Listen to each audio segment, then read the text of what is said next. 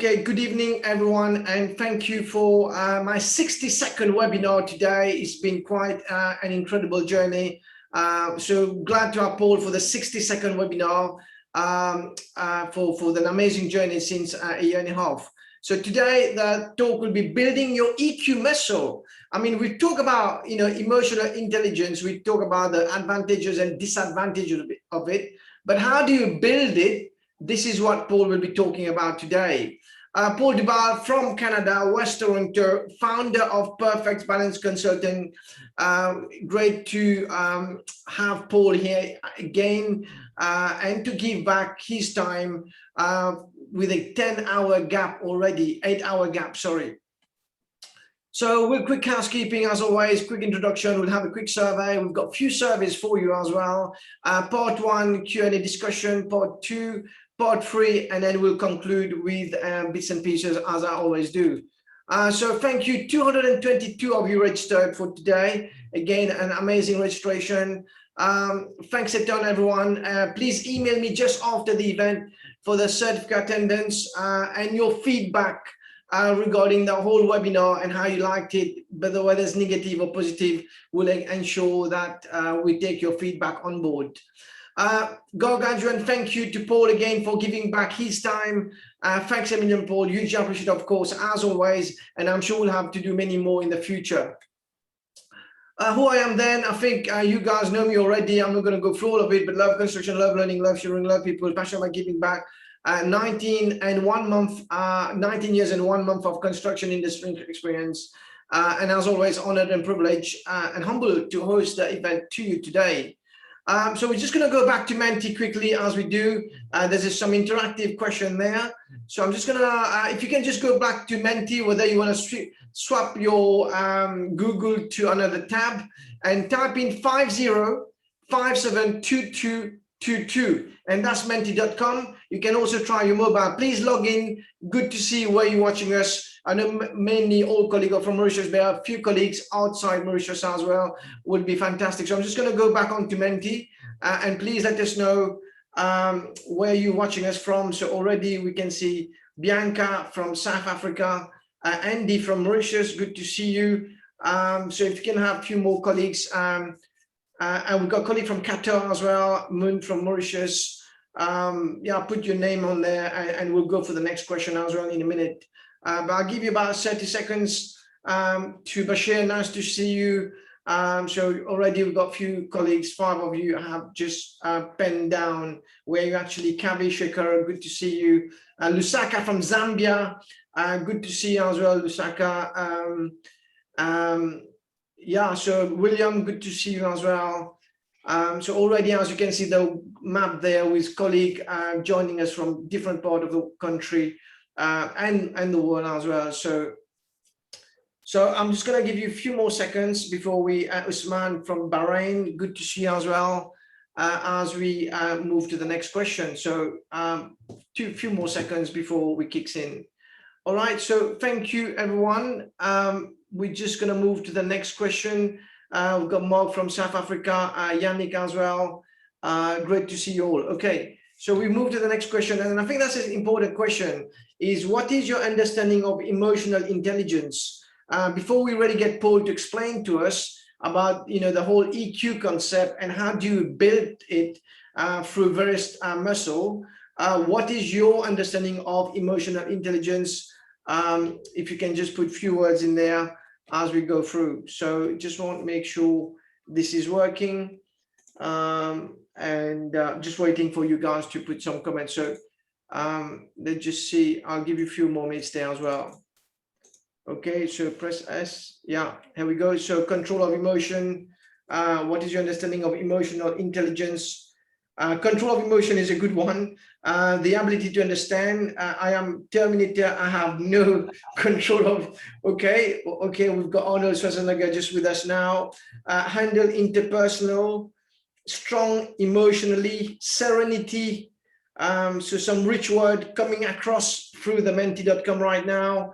What else do we have? Manage emotion. So already some of you have already logged in with professionalism. something again, Paul will probably touch on now as well. So thank you. I think we've got the key word there, but the main word is sticking right in the middle, which is the ability to understand, which is again, one of the key words, but someone has put Terminator. So something maybe Paul can talk to us about how the robot has feeling, or will they have future feeling going forward. All right, thank you. So we're just gonna switch back to introducing Paul as you are putting some few more words, and someone has just put a French word as well, which is obviously control emotions as well. So thank you. So I'm just going to go back to the main screen again. Just bear with us as we go to the presentation. Thank you. And just making sure we've got the video going. All right, thank you. So just quickly, I think I've produced that before, but this was of a journal which talks about the interpersonal aspect of emotional intelligence, which focuses on how people relate to others and the environment. It also goes on to say, to ensure top performance of an organization, employees must be able to communicate effectively. Organizations are now demanding that employees possess increased level of EI skill as teamwork and trustworthiness. As the construction industry becomes increasingly more collaborative, teamwork or group performance become critical. Fortunately, emotional intelligence has been linked to higher group performance. And it also goes on to say, when an emotion enters into a group situation, any response by any member affects the relationship among all members, generating more emotions. Therefore, to promote group effectiveness, it is important for members of the group to exhibit appropriate and emotionally intelligent response. And finally, on this one, which is a very catching phrase as well, another beneficial aspect to note about emotional intelligence is that it is an intelligence, simple as that. As such, emotional intelligence can be improved through maturity and training. Research completed by Fabio Sala support this statement. The result of Sala's studies demonstrate a marked improvement in emotional intelligence of individuals who participated in emotional intelligence training programs such as we're doing today. Obviously, this is at the back of Leadership Behavior in Construction Executive, written by these Anthony, Paul, and Colleen. So I want to just show you a quick video before we get to introduce Paul. And this applies to all the industry. It doesn't need to be in construction, but because we're coming from this industry, it's quite aggressive, it's quite lonely, it's quite fierce. And I'm sure many of you will relate to that. So I'm just going to play a quick video to show you that before and I'll share the screen with you. So just give me just 1 minute before I get that sorted out for you. Off we go. And I'm going to share the screen with you now, and it'd be great to have some comments at the back of the video as well when we show you too. Okay, so I'm just going to share that with you. If you can hear the sound and the images, please give me a hands up. Thank you. More productive. A Bucks County construction company is embracing emotional intelligence to help employees. Health reporter Stephanie Stahl shows us how it works in tonight's Healthline. That's right. This is a cool story, guys. You know, this is the kind of intelligence that goes beyond IQ smarts. Emotional intelligence is about being aware of and understanding how other people feel. Experts say it usually makes for a better work environment, no matter what you do. There's a stereotype about people who work in construction, being tough guys. Yes, it's physically challenging, and there's something else. We are constantly surrounded by conflict and stress. It's an emotional powder keg. A simple measurement flaw can throw a whole job into chaos. There's a lot of job burnout and substance abuse. EDA Contractors in Bensalem has this solution. Just try and be present here. This is emotional intelligence training. Let's feel our feet on the floor. The construction industry is extremely demanding, and people are emotionally stimulated often. We want to give them the skills to be able to handle those situations. Pat DeAngelis, the leadership coach at EDA, is known as Aunt Pat because she's the boss's aunt. And I really wanted to make this company more of like a family, like a community. Emotional intelligence was a big part of how we're going to make people be happier. It's definitely made things more productive and just a better work environment in general. EDA Superintendent Vinnie Marino, who's a lifelong union carpenter, never thought job training would include lessons on breathing. It's mind-blowing. If they simply remember to take a breath, nice deep breath, it literally puts us into the relaxation mode. And so our heart rate goes down, our blood pressure goes down, we become calm, and we think much more logically. It's helped me out with myself. It's helped me out to try to create like a positive work atmosphere. And the company says the emotional intelligence training has paid off financially with improved productivity and fewer delays and mistakes. You know, some of the guys said when they first started talking about emotional intelligence, they're like, what? Yeah, right. And they started doing it, and it's like they're all Voila. on board. Yeah, makes Wow. sense, doesn't It it? really does. Okay, so I'm going to stop sharing and go back. So just to introduce Paul now. So thank you, everyone. I'm sure you find that useful, and I'm sure it will apply also to many other industries as well. Just quickly, Paul, the presenter today. Paul has over 25 years of corporate secretarial, corporate governance and regulatory experience, both in-house and as a professional services consultant in the United Kingdom, Canada, Caribbean, and the Middle East. He has also worked for KPMG LLP and PwC in leadership role and served in senior in-house role for several listed financial services company.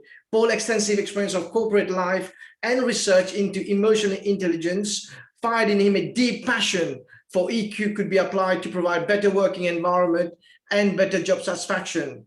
And finally, through his new consulting practice, Perfect Balance Consulting, Paul is on a mission to help organizations build a leadership culture that values the employee and their contribution and support them to be more engaged and productive, and also individual to build better, healthier, happier, and more fulfilled life, both in and out of work. And finally, in addition to being an experienced and energetic speaker, Paul is also the author of several acclaimed thriller novels, which I will touch on at the end, and enjoy the creative process of building compelling characters and plot line.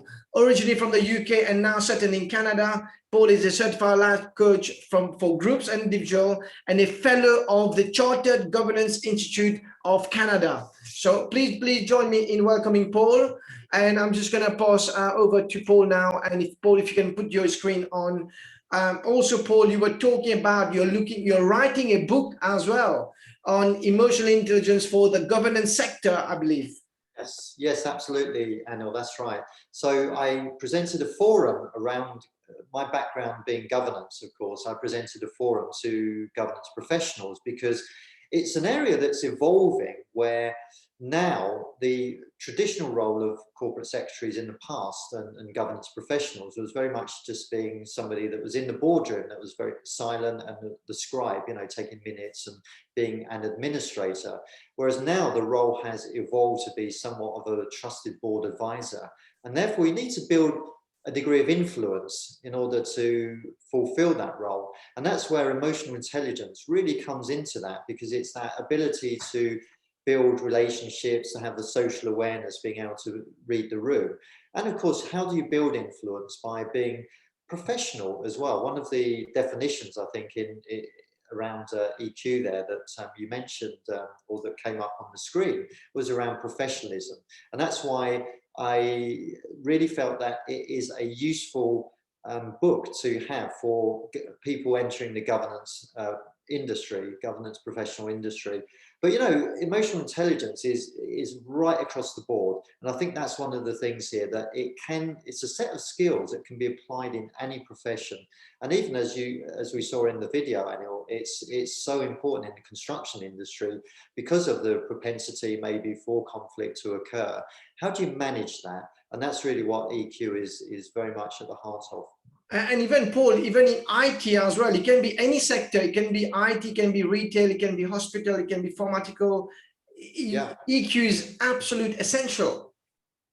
Absolutely is. And no, that was one of the things for me that was so important, because I spent that 25 years in corporate life before starting my own business. And then I really felt that I came away so many times feeling almost like battered and bruised from some of those interactions, because not because of the stress of work, but just because of the negative interactions and the leadership failings of these individuals who use line authority to pull rank and to badger and compel people to get the job done. Now, that has a short-term benefit in doing so, because people will follow. but invariably it's not sustainable because you know, it has burnout and significant human and often financial costs as well. And so I really wondered whether there was a better way. And that's what really got me into the whole concept of EQ. Reading Daniel Goleman's seminal work on emotional intelligence really, to me, opened my eyes about the possibilities and how that could be applied in the workplace. But I had to really think about myself, Anil, as well. I needed to look at my own conduct and consider my own failings. And so a lot of what I've learned has definitely been through my own failings and my own mistakes. So I've continued, though, to sort of read widely on the subject. I think the thing with EQ is it's such a vast area and it's still evolving as well. I qualified as a certified EQ practitioner and a life coach. And I wanted to give back to businesses and give back to people, you know, after spending so many years in corporate life. And yeah, it's still evolving. That's the thing, you know, the behavioral aspects, understanding the brain and our how it works for us is still evolving. That's what I find so fascinating. And also the fact that these skills that we're going to talk about today, they're universal in nature. They're not just geographic. They're a common language that covers any culture or any industry. And that's what I love about it. And doing some of the coaching, we talked briefly about the fact I'm coaching 1 or 2 individuals. And the thing that really gives me a lot of satisfaction is actually seeing the fundamental transformational difference it makes in their lives. One of my favorite clients, for example, she has a bullying boss, and we can probably all relate to that. We probably all had them. But, you know, I mean, just a quick one. Paul just mentioned bullying boss. Anybody can relate to a bullying boss? If you can just put your hands up on the emoji, please. If you've got anyone kind of, you know, is you've been kind of having boss bullied, you don't want to go to work and things like that. So already you can see the hands there already being raised, Paul. I don't know if you can see on your side, but please tell us the story about it before we kick off the presentation. The thing is, it is endemic, and I've suffered it myself, and I know so many people that are going through that. And I'm coaching her to build some strategies around how to deal with that and how to keep calm, how to manage the relationship so that she's not super stressed out all the time. She was literally telling me that every time she had a conversation with her boss, who was the CEO of the company, it was a litigator, very tough, and very little EQ, and she was in tears all the time. So we talked about strategies as to how we could deal with that. And she's effectively turned the tables and now built a much better relationship and building respect as well. That's the thing. And so it's a difficult process. It takes a while to achieve, but it's definitely worth the investment. I mean, she's a different person from when I first started coaching her. So that type of thing is very, very rewarding for me to see that. It really is. Fantastic. And there's a comment from Purnima already saying what we interpret as bully for the bully managers is coaching apparently. So obviously for them, they think that they're coaching you, but they're actually harming you more than they're actually coaching you. Well, it's the way you give feedback as well. And I found that a lot of managers are not necessarily leaders. And to be a leader, you have to give effective feedback. And when you're giving feedback, it's not about just pointing out the behavior or the performance. It's about really taking it from the approach of being a guide and with the perspective of wanting to develop you and as an individual and to help your performance.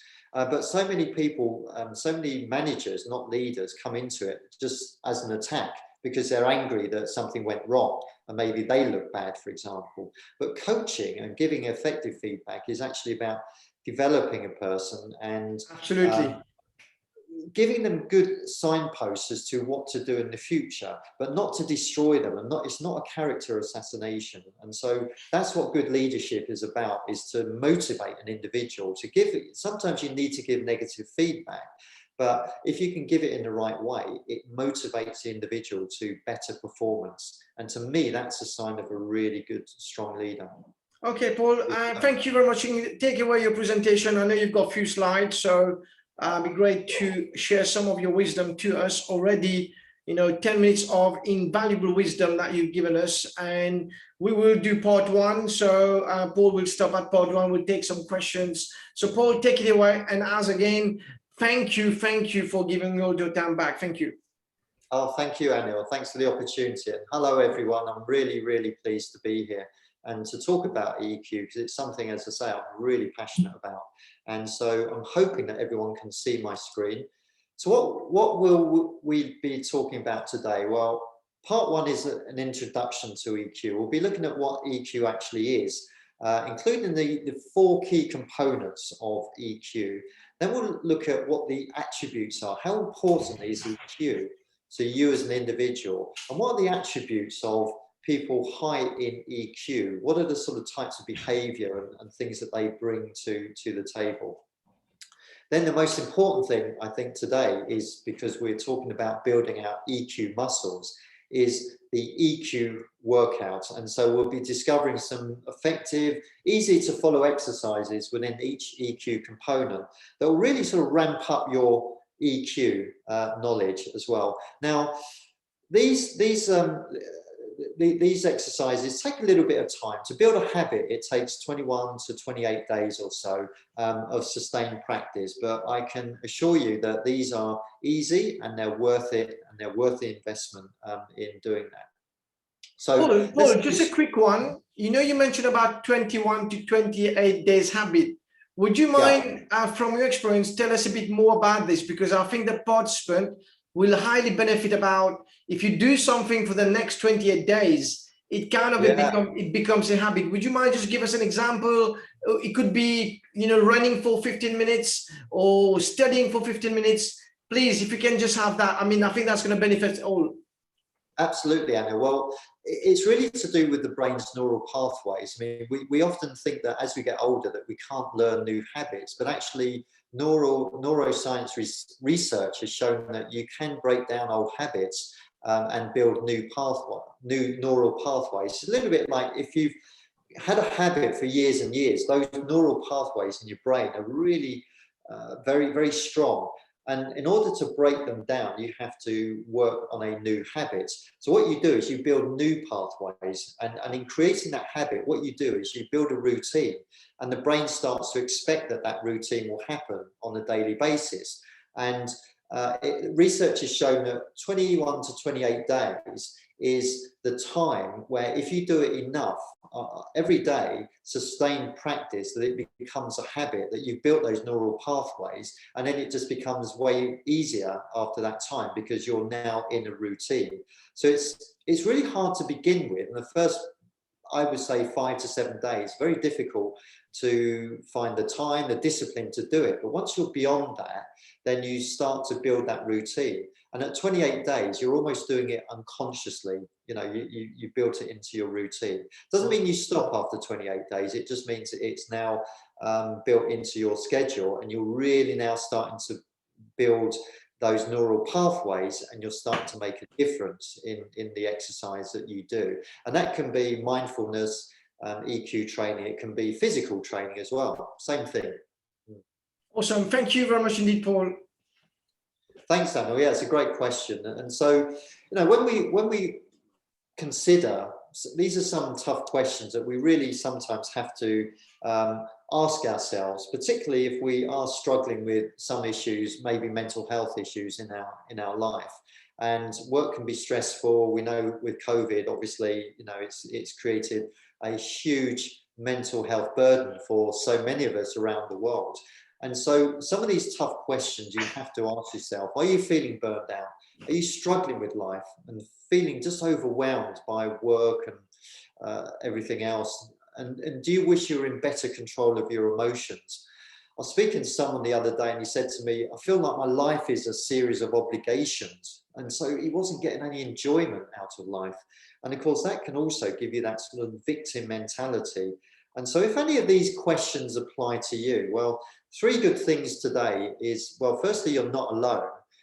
Secondly, you've turned up today, which means that you will learn some valuable exercises. And thirdly, I'm here for you, and you know, seek guidance. I think it's important to have somebody to help you along this journey. So what is EQ? Well, I just want to give a brief overview of EQ, and apologies to anyone that attended our webinar. When was it? November last year, I think we talked about. That was on the 12th of November, already 8.5 months.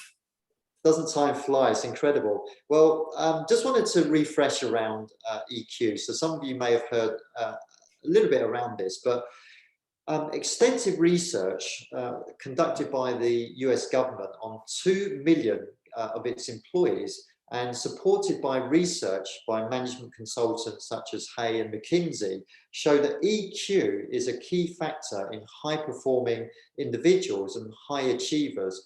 That's basically set you aside from the rest of the crowd.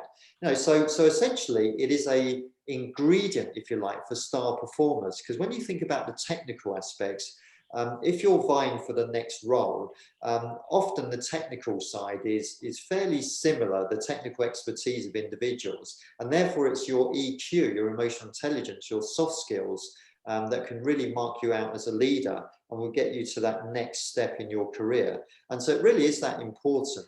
So what is EQ? Well, it's really an ability to recognize your emotions that you're feeling at any particular time, and to express them through appropriate behavior. And I think it's important to note the connection between emotions and behavior, because when you're self-aware, when you realize that you're feeling a certain way, you can almost like distance yourself, step aside, almost become an observer outside of your body.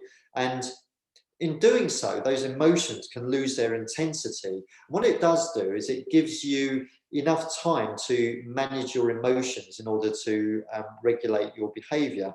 And that means that you can take control of how you experience and express your emotions. And that means automatically that your responses will be more mature and they'll be more productive. But EQ isn't just about an internal aspect. It's also being able to be aware of the emotions of others and being sensitive to the feelings of people around you, because people aren't going to necessarily tell you how they're feeling, but communication of emotions takes place in a variety of ways. The most important, I think, non-verbal expression of emotion is body language, such as your facial expressions and posture and tone of voice. So if I'm sort of looking at a screen, you know, really having that, you can probably tell I'm not very happy. But if I'm smiling and I'm fairly jovial, my body language is erect and positive, then you can probably guess that I'm okay. You know, I'm not feeling too unhappy. So it's, you know, it is part of our psychological makeup, because we think about our personality and our IQ, and they are generally fixed in life. You know, that even if you sort of study, your IQ is generally fixed from an early age, as is your personality. Whereas EQ is something that you can actually develop by practice. And so some of the exercises that we're going to be looking at today, you can really use the ability to manage your emotions, which is the internal part, but equally it will help you to develop and maintain good social relationships, which is the external part. And of course, that will in turn help you to think clearly and solve problems under pressure, because that's an important component of EQ. So let's look at the... So Paul, just a quick one. Sorry to, you know, the previous slides, if you can just go back. So what you've got there in terms of pictures, you've got a brain plus the heart, because it's all to do with emotion. And is it the light bulb moment in a way? It's ideas, yeah. It helps you to really think through and create ideas. You know, one thing about EQ, Anil, is that it really defines people's creativity as well. And so when you're calm and able to think things through under pressure, it's a lot easier to be creative and to be innovative. And that's why some of these non-technical skills are so highly valued in the workplace, because you can essentially be unflappable in these high stress situations. And so when I look at some of the four components of EQ, we'll be talking about just how they relate to the work environment. But yeah, it's absolutely about, being able to think clearly, and that's hence the light bulb. Yeah. And also think positively as well, and also is think positively, clearly, but looking to the bright side of life. Absolutely. I hadn't thought of it that way, but you're absolutely right. I mean, one of the key things, and we'll look at that, is your, EQ is state of mind, your optimism. Yeah. Because your optimism determines how happy you are. Ultimately, happiness is a state of mind. I'll probably repeat that a few times, but I don't apologize for doing so. It really is that fundamental. So looking at the EQ components, I mean, self-awareness.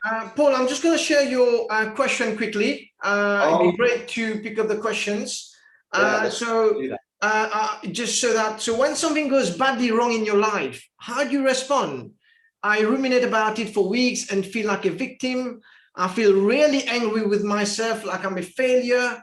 I try to forget about it, but it's not easy. I try not to be too hard on myself and learn from my mistakes. So I think it'd be good to share that with you, Paul, in terms of when something goes badly wrong in your life, how do you respond?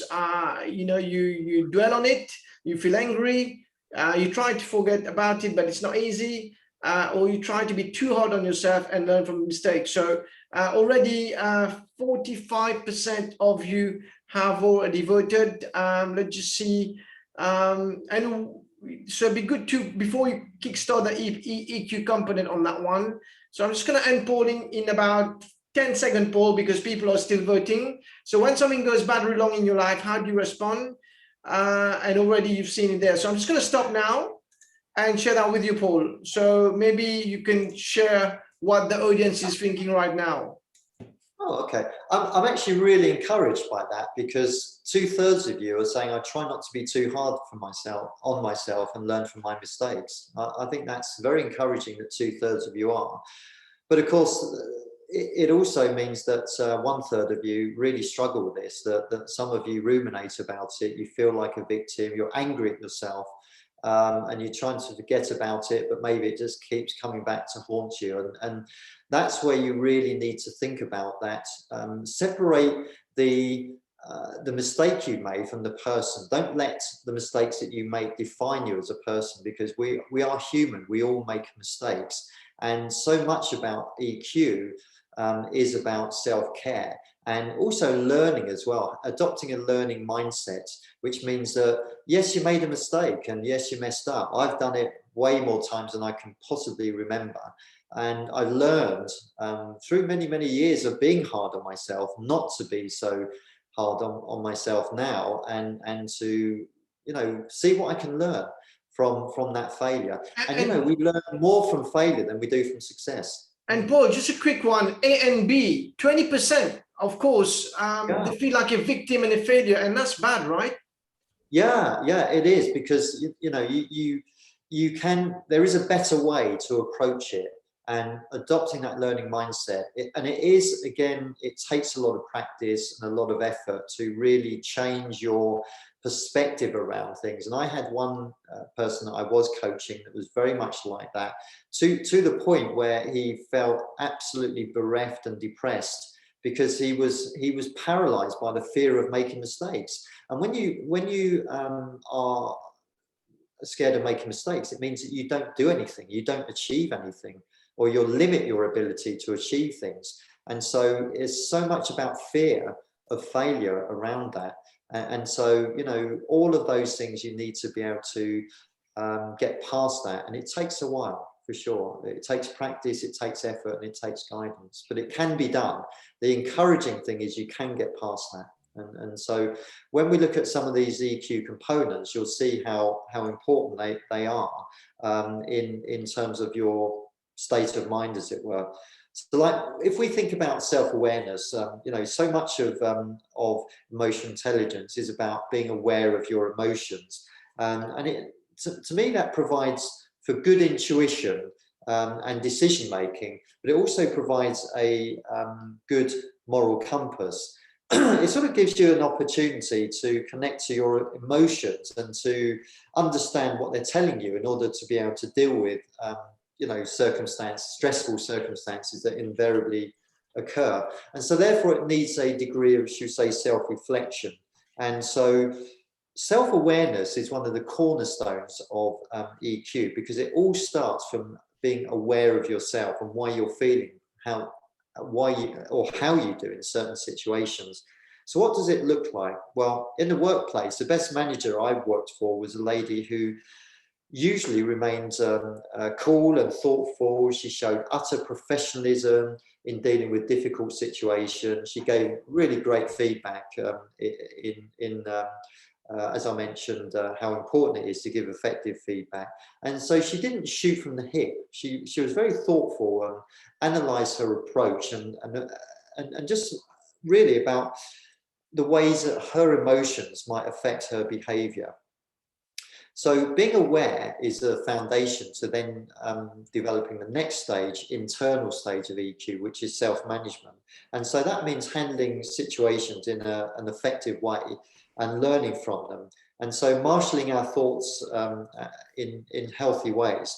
It enables you to not feel that fear. You can take initiative, you can follow through on commitments, and you can adapt to changing circumstances. And also, of course, it improves your, should we say, that impulse control, which is that, you know, where you don't fly off the handle and do or say things that you later regret. You adapt well to changes, and you're not afraid of or anxious about things that take you outside of your comfort zone. So again, what does that look like in a work perspective? Well, the same manager, she fully understood how her emotions rubbed off on others and regulated them accordingly. And so she was able to handle stressful and confrontational situations very well. And as I say, people would describe her as unflappable because she never really displayed any irritation, but she showed patience and understanding and was considered a role model for the team. And she was agile as well. She was able to adapt her style to different working styles, and that gave her a degree of credibility amongst not just her team, but also amongst her, you know, people that she worked with up and down the organization. So then we look at the next component, which is more of the external facing side, which is social awareness. And that's the ability to read the sort of non-verbal cues that people are given to you when they communicate. And we talked about how important body language is to express feelings. And it also helps you to feel empathy towards people, knowing how others are feeling and being able to understand that and put yourself into their place and thinking about how your actions may impact them. And so what does that look like in the workplace? Well, one of the key things, I talked about a governance professional. One of the things that I talk about in my draft book, as it were, is the fact of a governance professional being able to read the room. What are the directors really feeling? How's the discussion going? And looking at people's body language, are they engaged and alert, or are they disinterested in the conversation? And so really being able to, you know, understand that, and if you're socially aware, you can give advice to people, you can give a balanced viewpoint that isn't critical of others, but really understands where they're coming from as well. And they're people with good social awareness, they're good networkers for a start, but also highly respected because they treat everyone with the same degree of respect, whether it's from everyone from the janitor right up to the CEO. And that, I think, is important, that you treat everyone how you would want to be treated. Then that really flows into relationship management, which is the ability to be able to handle ourselves and our relationships. And that means being able to build rapport fairly quickly. But it also means how we handle conflict. And one of the key aspects of, I think, emotional intelligence in negotiation is to develop a win-win scenario. Excuse me. Okay, Paul, let me just, as you're having a quick breather, let me also share, I know you just have a bit of water. I'm just going to launch this as well. And then we can have a quick breather as well before we do that. But it's really, really interesting what you've just said with a subset of relationship management linked with self-management, social awareness. But I think it'd be great to have the audience just to vote on that one in terms of when somebody makes you really angry, how do you respond? Take your time. The first one is lose control and shout and let the other person know. The second one is sulk for days until the other person apologize. And the third one is try get away from the situation because I know I will do or say something I regret, which many of us have done before. Or the fourth one is I take a deep breath, like we do, suddenly an email come through, you're very angry about it, you go for a fag, or you just go for a deep breath and then you come in. So when somebody makes you really angry, how do you respond? You lose control, you sulk for days until you wait for the other person to apologize, or you try to get away, or you will do something that you regret. And fourthly, you take a deep breath, understand why the other person has done. So naturally, the fourth one is more of a logical answer, but clearly if you are doing things, when I was younger, I'll probably say I was on C, you know, especially when you're young, you don't realize you make a lot of mistakes. And that's what happens sometimes. But as you get more mature, you start thinking about why people have done something like that. So I'm just going to end polling now. Almost 55% of you have voted. So I'm going to share that with you now, Paul, and maybe your quick feedback on that. Yeah, let's see what we have. Oh, this is great. I mean, again, 70% are have good impulse control. Take a deep breath, stay calm in a situation like that. That took me a longest time for me to get to that point. And I see that, of course, 30% are really struggling in this situation with the impulse control. And, you know, it is very easy to lose your rank in this situation. And that's because the brain, actually the emotional brain, reacts quicker than the rational brain. And that's why what happens is that we're not really rational when we react. We're doing something that our rational brain would say, hey, hold on. But because we react, it's only later when our rational brain catches up and we think, wow, did I really react like that? And you regret it because you've done something irrational. And that can go to the extremes as well, where people, you know, then get into violent behavior. And so it is an evolutionary thing. It's that fight or flight response. But some of the strategies here today, it will help you to deal with that sort of impulse control. And but I'm encouraged that the majority, at least, are calm in that situation. And you know, the 70% who are calmer, maybe they are here because they really want to improve themselves as well. They want to better themselves and to get more calmer, I guess. Yeah. I mean, you can never. It doesn't stop you feeling anger, and that's not the point of EQ. Is not about suppressing your emotions. It's just about how to deal with them in a mature and productive way. So you're still going to feel that emotion and that anger or whatever it is. But what you're going to do is you have now strategies that can allow you to behave in a way that then you don't later come to regret. And so one of the things that you have to be very, very careful about is not suppressing your emotions, because that can later on, emotions are not there to be suppressed. They are a signal. They're telling you something. So if you suppress them, what happens is it will come out later in like a volcano in ways that you don't want it to. And so, you know, don't bottle things up and feel resentment. Because later on it will just explode in your face, and that's very important to consider. And I think, Paul, you just mentioned a very good point there. Emotions are not there to suppress, and I think that's a really, really good point. And this is what happened when it comes to mental health and speaking out and talking to body. But I think you've just learned me something new, that emotions are not there to be suppressed. They are there to be let out, but in a controlled and disciplined manner. Absolutely, and that's a very, very important message really to convey here, that we have to recognize our emotions. And that's why the self-awareness is so important. We see what's happening, but we're thinking about a rational response rather than just shooting from the hip, as it were. And so people that have the good, strong relationships, they invest in people, they take time to know them on a deep level through active listening and questions, and building strong networks as well. They're able to develop in the workplace a reputation as a go-to person because they're very approachable, but they're also problem solvers and good at making decisions. And as a result, they become influencers because they have that organizational awareness. And they also make good coaches and mediators and leaders because they're team players and they manage their team with their passion, their enthusiasm. They inspire people and they truly, truly want to develop people, you know. And one of the best leaders I spoke to said, I want to make the people that I'm coaching better than me. You know, that was his approach to leadership, which I was blown away by, actually, and inspired by. And, you know, one of the things around this, I think, is that when we talk about these EQ components, it's so important. If you have children here, any of you that have children, teach them stuff.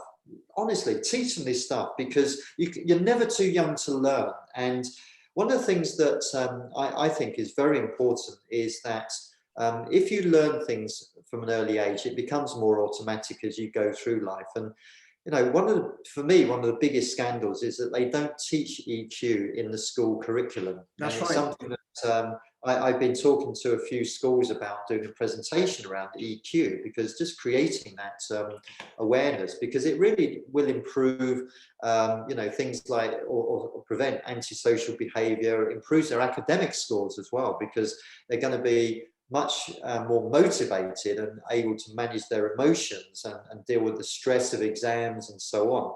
And so pay close attention to that. And as I say, the younger the better. Got to get the children learning about EQ. So very important. Okay, with that, I'll just pause, Anil, for the moment, Yes. if anyone has any burning questions on what they've heard so far. Yeah, so basically we've got a few questions. I'm just going to stop sharing there, Paul, just so that we get you on the full screen and there'll be a bit more interaction between us two. There's a statement made by gentleman Akhilesh. He says, I believe that he says that I believe that a first mistake is always a lesson to ourselves, but repeating the same mistake is stupidity. Would you go that harsh on you? Well, Einstein's definition of insanity is doing the same thing over and over again and expecting different results. And so clearly in that situation, you're not learning from your mistakes if you're repeating the same mistakes again. And so one of the important things around self-awareness is self-reflection, okay? And reflecting on what happened, what went wrong, and what you could have done differently, and really building that in your own mind so that the next time you arrive at the same situation, you've already perhaps visualized how you're going to approach it differently. Yeah. Okay, so that's the learning aspect to it. If you do the same thing over and again, you're going to get the same result and the same mistakes. So it's a process, a learning process is analyzing what went wrong and thinking about your response and how you'll improve it next time. Okay, thank you very much indeed. There's a question from Dinesh. He says you can practice or apply EQ with your wife or your spouse. That's a dangerous application, right? Absolutely, and it's a good to practice and work on it together as well. You know, I've been happily married for 25 plus years now. Wow. And I have to say I'm not the most easy person to live with, and so I'm a bit of a nightmare for my wife. She has huge emotional intelligence, and it's something that you can work on together. And yeah, I mean, really, when you think about these exercises, and so important to really to work on these, do it with a partner, do it with someone that is you're building you up, is your cheerleader, is your support and your mentor around this, because it does require guidance. There's no question about it. You know, you need that support when you're building EQ exercises. So absolutely, get involved, close friend, spouse, partner, absolutely important. Okay, another question is from Akhilesh is that why can't we maintain the same motivation throughout our life? I mean, one day we have the motivation to overcome any circumstances, and the other day we lose that motivation. So how can we maintain that motivation? What Akhilesh is saying is that when you get to the new year, you're looking for a new resolution, you're going for the gym for the next 30 days, and in February, you're still paying the gym membership, but you're not there. So how do we maintain that? Is that part of the habit as well? It's about building those habits, really. Again, there's an element of self-discipline here as well. And if you build those habits and it becomes part of your routine, and it just becomes easier. But I think that it's very easy for us to say, oh, my life's way busy, it's very busy at work, and I don't have time to do that, and trying to squeeze it in. But if you're disciplined and you've got good time management, and you can build even like 15 to 20 minutes at the end of the day, even just before you go to bed, just a period of self-reflection on how the day went, for example, it will just help you to build that motivation on a regular basis. And one of the things also that for me is very important is I write things down. I journal things. So I hold myself accountable. So when I write things down, I look at it and say, well, have I actually achieved what I set out to achieve? By writing it down, it becomes real and concrete. And that in itself motivates me to even just a tick box and say, I did this today. I plan my day accordingly. And so I can be a lot more focused and motivated when I can actually manage my time in that way by writing things down. That works for me, but it's a personal thing. But the writing thing down, Paul, works because I think it kind of proven in many areas where we are a bit clumsy in terms of actually penning down because we say we are too busy, but we end up binge watching Facebook or Netflix when really we can actually, transcend our thoughts onto paper, right? Very, very easy to just lapse into that. Easy, let's watch Netflix and so on, and just like I say, it doesn't have to be too long, it doesn't have to take too long out of your day. It's just that if you build it into your routine, then it just becomes a lot easier to motivate yourself. And yeah, absolutely, people by February, the gym is now the gym membership, you're still paying for it, you're just not using it. But if you build that routine, and sometimes you have to force yourself, and as I said earlier, Anil, the first 7 to 10 days, it's an effort, but after that you overcome that, and it's easier to build that habit. Okay, we'll take the last question before we move on to part 2. Usman says, as per the American psychologist Daniel Coleman, which you mentioned earlier, the 5 key elements of EQ is self-awareness, self-regulation, motivation, empathy, and social skill. Yes. Absolutely. Well, there's various models around what the components are, and this is the fact that it is still developing as a science. And there's also the Baron model, which has 15 key elements of emotional intelligence. These components, it's almost like a grouping of various skills. And that's why there's various different definitions around where they work within. I view empathy, for example, within social awareness, because I think it's just being conscious of people's emotions and being socially aware. I look at motivation as being, to some extent, it is out on its own because it's internal in nature. So I view it as self-management. It's part of self-management, and how to motivate yourself to achieve things where you limit that fear. So yeah, there's so much reading and so many different concepts and views around EQ that you never stop learning. Okay, Paul, thank you very much indeed. I'm just going to share the poll while you share your screen. And if you can share your screen for part 2. And there the question, everybody, is if there was one area of EQ you would really like to improve on, what would it be? Emotional self-control, better relationship building skill, resilience, adapting to change, better conflicts, or other. So if there was one area of EQ you would really like to improve on, what would it be? Would it be emotional self-control, better relationship building skill, resilience and stress tolerance, adapting to change, better conflict resolution skills, and other? So, I mean, Paul, what would you go for if you were to ask yourself that question? Yeah. I actually just submitted my answer on that, which which is around conflict resolution. I think that, to me, particularly in the workplace, I found that it was one area that I wasn't terribly good at, but I had to work on considerably in order to build the relationships. And so, to be honest, they all interrelate with each other, because how do I manage my conflicts? By having better self-control, for example. So that's what I put in there, but all of them are equally important, I think. Yeah, I would go for better relationship building skill. I mean, I love this. You know, if I could improve more in terms as a project manager, I guess one of the skill is relational. And I'm sure many of you are watching are managers, and I think relationship building skill is huge, Paul, correct? Absolutely, yeah. And you know, having good relationships just makes your working life so much more enjoyable as well, doesn't it? Okay, so I've got the result there for you, Paul. Right. It's a tricky one, but better conflict resolution skill, that's not a bad one.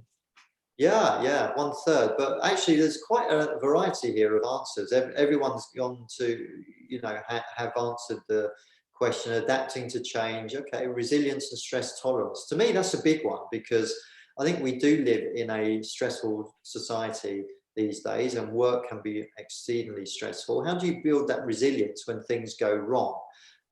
You know, very important. Relationship building skills, important for your job satisfaction, and emotional self-control. Again, you know, we talked about impulse control and how we can really, you know, our behaviors can be more professional, and that helps to build those relationships, helps to build our influence. And yeah, so they're all interrelated, but very interesting range of answers here.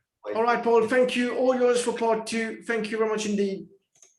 Thanks very much, Anil. I'm just going to, hopefully you can all see. I'm just going to run very quickly through this, because I'm conscious of time as well. I want to get into the exercises. And so just a very brief sort of run through on why EQ is important. And so some of the areas here, I think, is just to briefly touch on. Greater awareness and sensitivity to help you understand how you feel, how you can use that information to regulate your behavior. That enhances your ability to make objective decisions, even when under pressure. And then also developing a learning mindset, enable you to react to mistakes or respond and view them as a learning opportunity and not beat yourself up about them. We've talked about that. And receiving feedback as well in a positive way. Someone said to me recently that particularly sort of, well, people he'd worked with, generally sort of younger people, tended to take their feedback in a personal way. And it's really about being mature enough to take criticism and learn from it if it's done in the right way. And managing your stress as well, being able to cope with life's daily challenges. And motivation, where motivation I think really comes into it on the EQ side, is that it enables you to think about your purpose, your mission in life, and that in itself motivates you. And what gets me up in the morning is doing things like this and being able to hopefully make a difference in people's lives.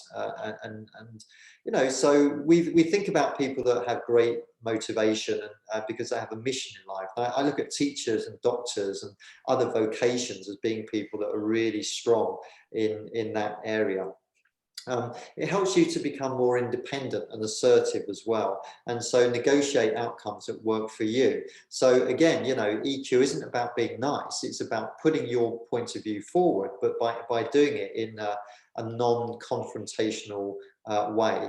And empathy, again, so important, because it helps you to become a better negotiator, because you can negotiate outcomes that are a win-win situation, not just about you getting the better of your opponent. Negotiations are not supposed to be adversarial. There may be some situations, of course, that tend to fall into that, but the best negotiations is where you both walk away feeling that you've achieved something. And what better way to do that than by having empathy, because you're understanding the other person's situation, and then of course making sure that you are able to react to change, and that's where the agility side comes into it. So all of these things are very, very important, and making sure that you don't have a victim mindset, for example, because I know some people that tend to think of, well, they're always going to face adversity, they're always going to suffer, and they just accept that as their destiny or their lot in life, and that they're just born unlucky. Well, to be honest, that is complete, as we say in Canada, complete garbage, because we make our own luck by the way we think. And it's fundamental, our state of mind is fundamental to whether we are happy or not. Forget money or material possessions. Happiness is truly a state of mind. I'm repeating that, and I make no apologies for doing so. But equally, I'm sure you've probably come across some super intelligent people, yet they're very poor at creating relationships. They tend to be disorganized, they have a chaotic lifestyle, and they're probably not that successful because despite their IQ, they don't have the tools to realize their potential. They don't have the ability, if you like, to navigate life situations using emotional intelligence. So I'm just going to briefly touch on some of the attributes. And again, and Paul, just a quick one as well. You touched on a very good point where you said we make our own luck by the way we think. This is truly powerful. Yes, yes. Very important to think of that, because again, it's how you perceive situations, how you respond to them. You cannot always control situations, but you can control your response, and that is always the freedom that you have. And so thinking of it in a positive way, a little bit like when you make a mistake, do you beat yourself up, or do you learn from it and think about how you can improve in the future?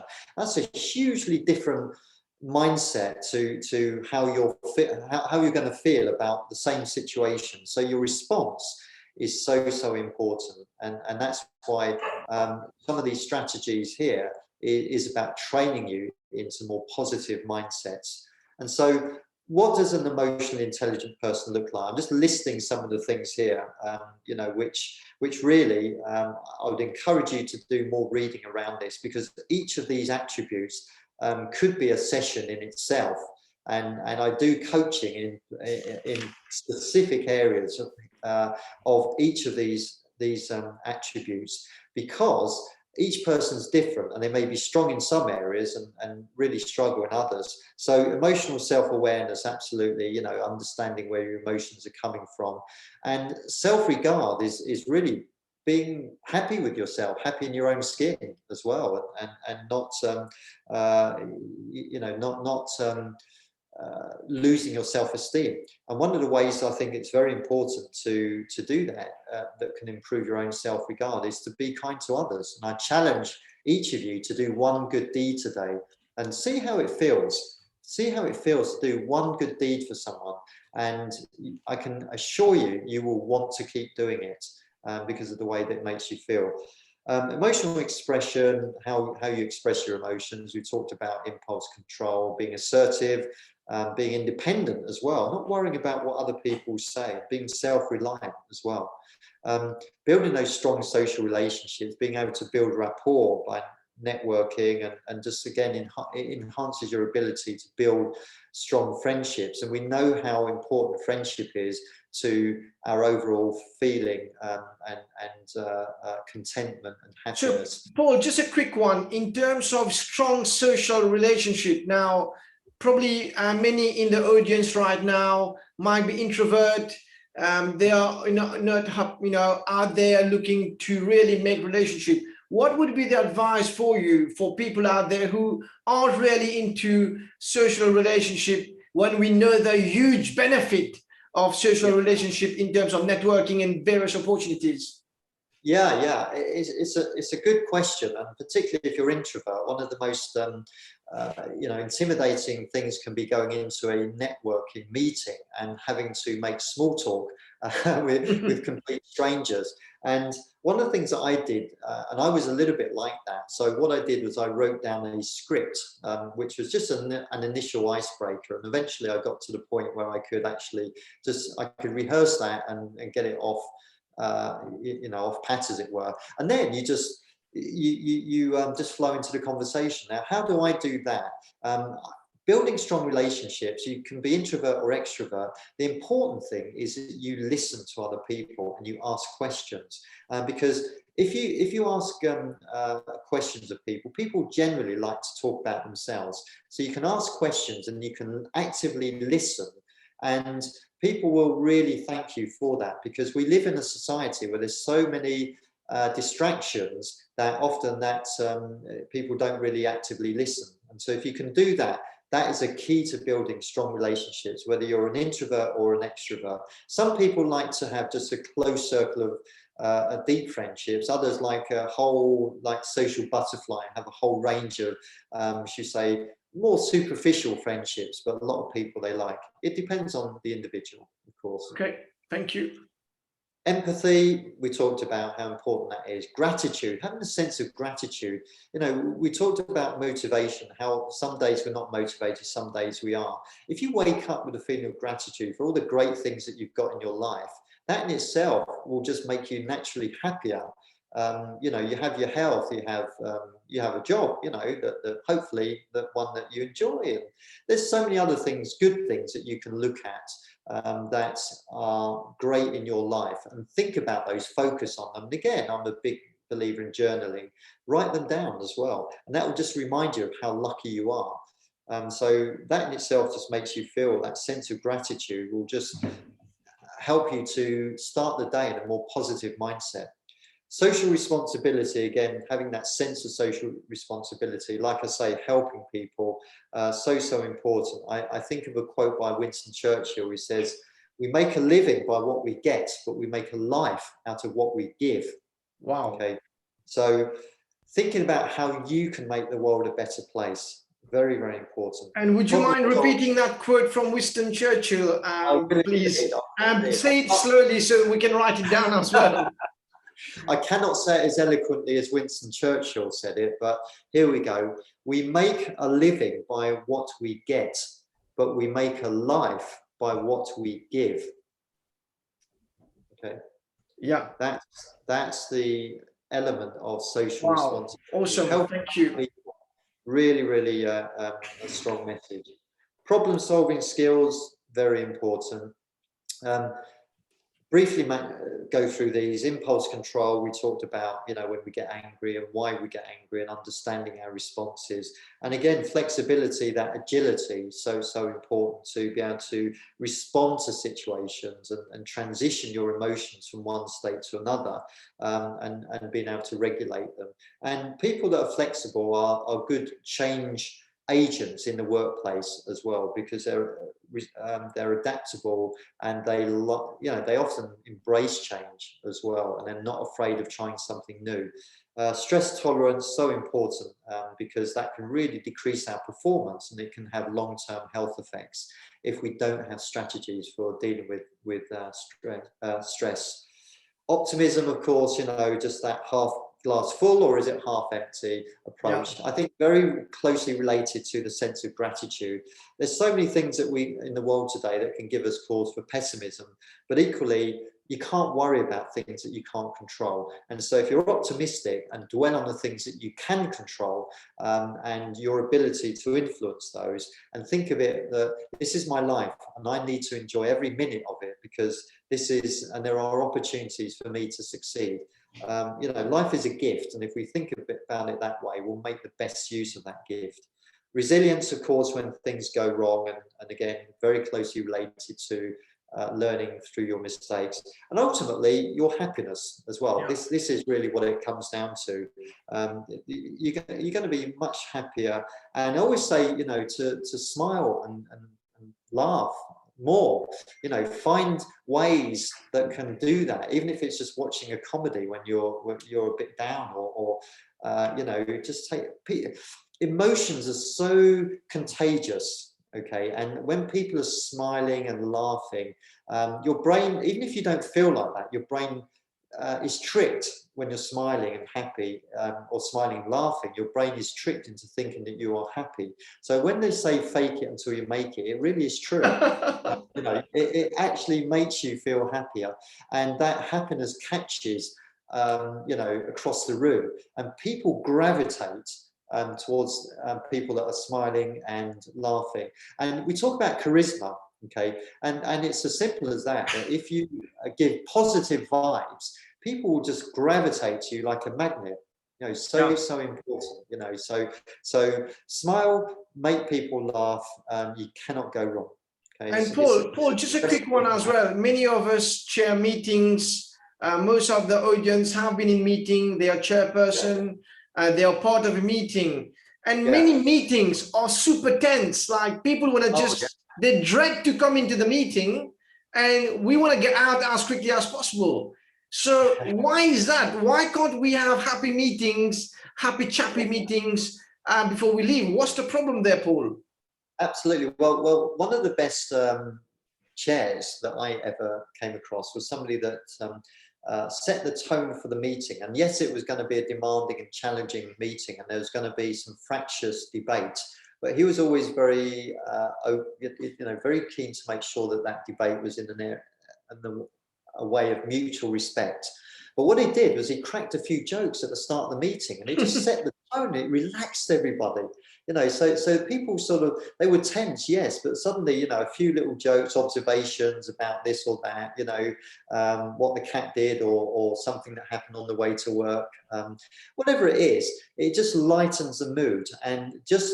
It's as easy as that to set the tone for a meeting, and it just makes for people to feel more relaxed, and therefore they can be more productive in that meeting because they're not tight and wound up.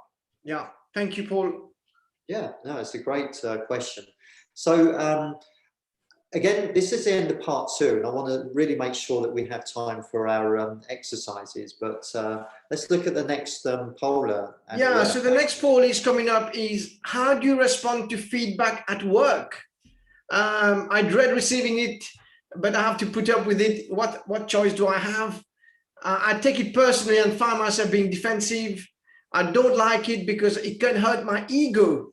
But I grudgingly accept it. I bet when we were younger, we used to be part of that. And D is, of course, I value the feedback because I know it's important for my self-development. So these are all tricky questions set by Paul.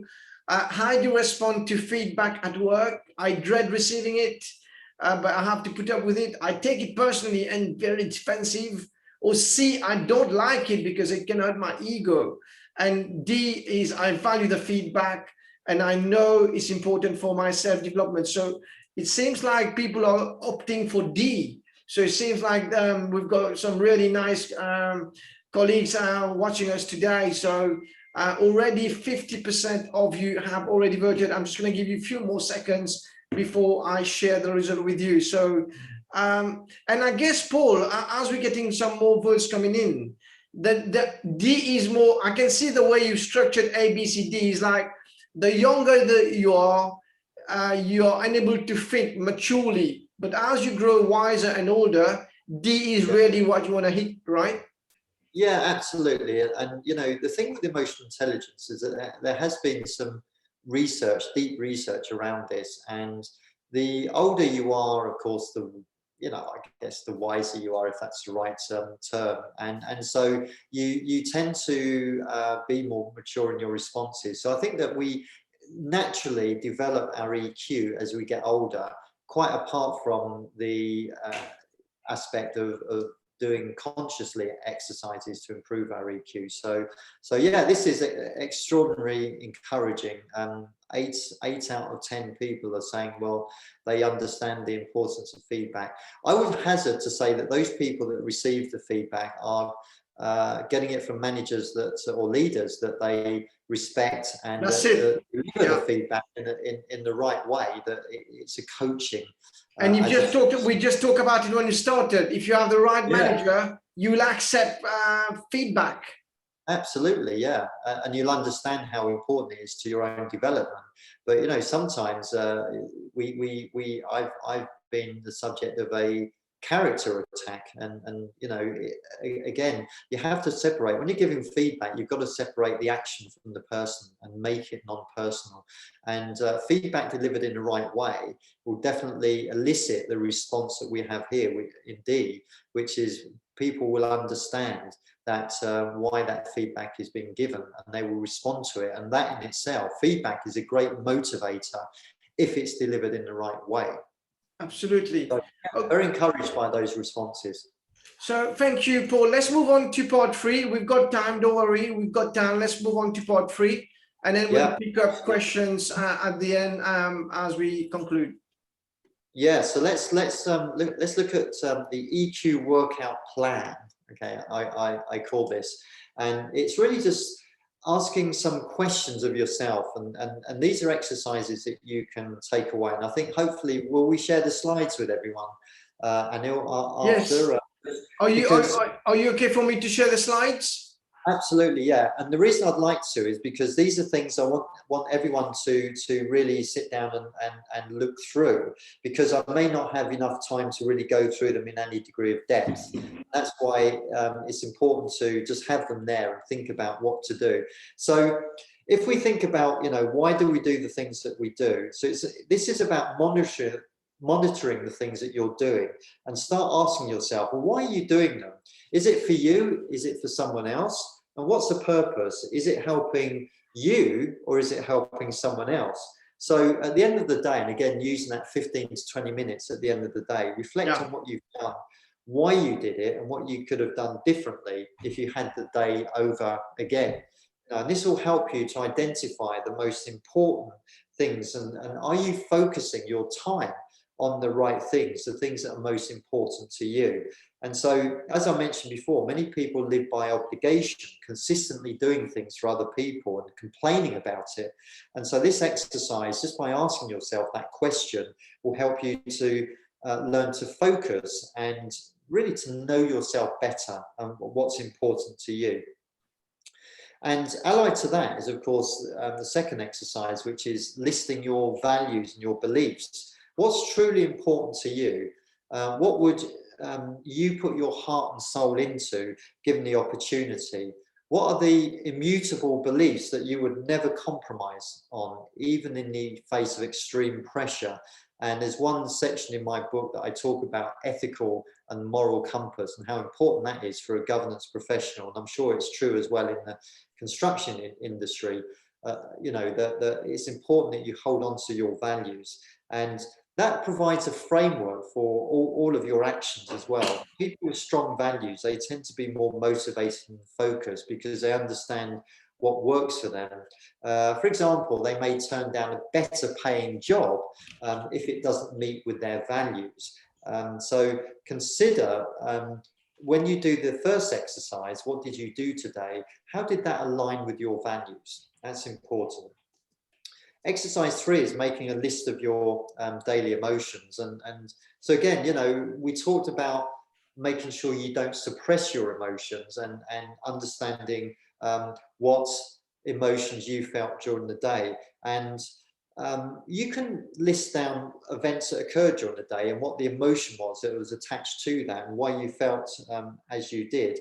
And then it gives you an opportunity to analyze them and think, well, what were the positive emotions? What were the negative emotions? How did I react? Which emotions dominate? And what are the triggers? And again, it's all part of self-knowledge. You know, what are the things that push your hot buttons, for example? That could be something which you, by this process of listing your emotions, can really make you more aware of things that maybe, you know, you just get so wound up about, and then perhaps avoid those scenarios happening in the future. Exercises for self-management. I think this is just the basic one, but it's very important, is breathe. honestly breathe, particularly in stressful situations, because that's going to help you a lot with the impulse control. When you're under stress, just take a step back, close your eyes, breathe for a few minutes, and fully experience, how you're breathing. Because if you are prone to flashes of anger, this will really help you just to slow down, count to 10, help you to sort of calm down. Because what you're doing then is you're allowing the conscious brain to catch up and to avoid you doing things that you later regret.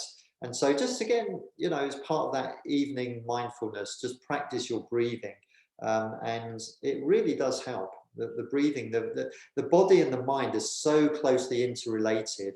They're part of the same machine, the same system. So just the act of breathing will make you mentally calmer as well, taking those deep breaths. And just Paul, just a quick one. Sorry about that, but the previous slides where you've got exercise 1, 2, and 3. Are you saying we need to do that on a daily basis? Well, all of these exercises, Anil, I put forward, and I will leave for the individual to decide which ones work for them and which ones do not. Because I've got a number of exercises here, and I don't expect everyone to do all of them all the time.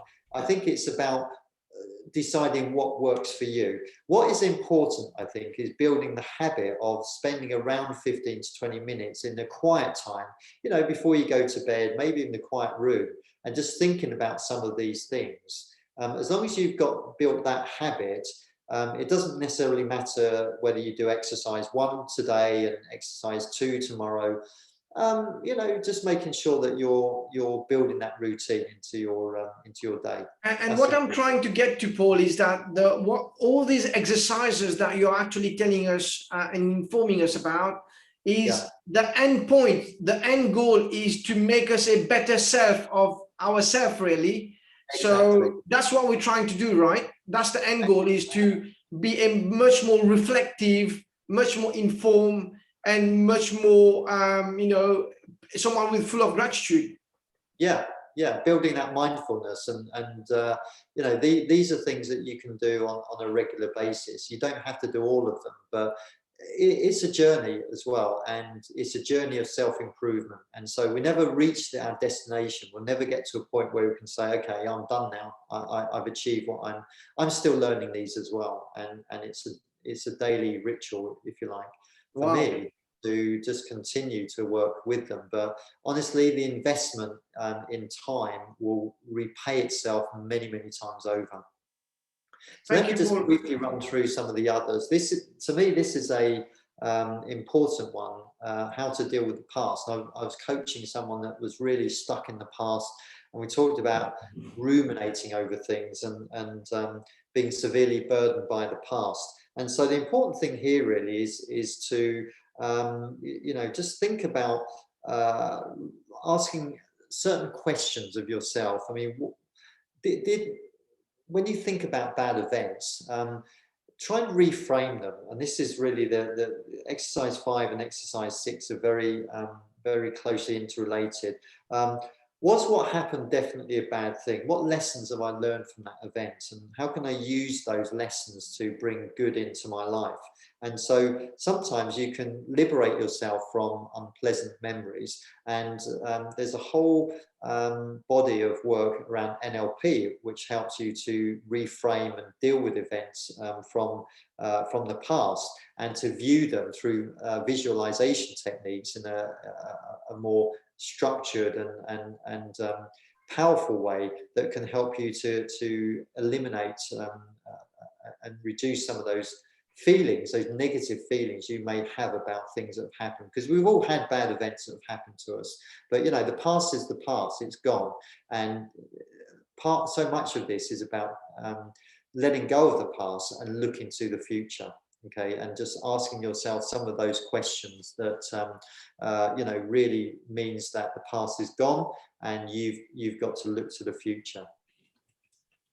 And also closely related to that is around dealing with your internal dialogue. So if you have a friend, for example, that comes to you and says, Anil, I really messed up and I did a horrible thing today. What are you going to do? You're going to give them sympathy. You're going to say, oh, it's not bad as all of that, you'll get through it, you'll be fine, and all of that. What do we do to ourselves? Sometimes we are very harsh and we're very judgmental about ourselves. And so really dealing with that negative internal dialogue is very important.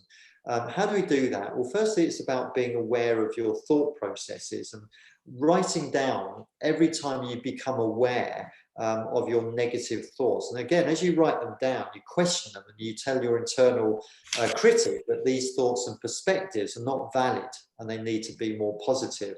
And so what you're doing is you're training your internal dialogue to be more supportive and more positive.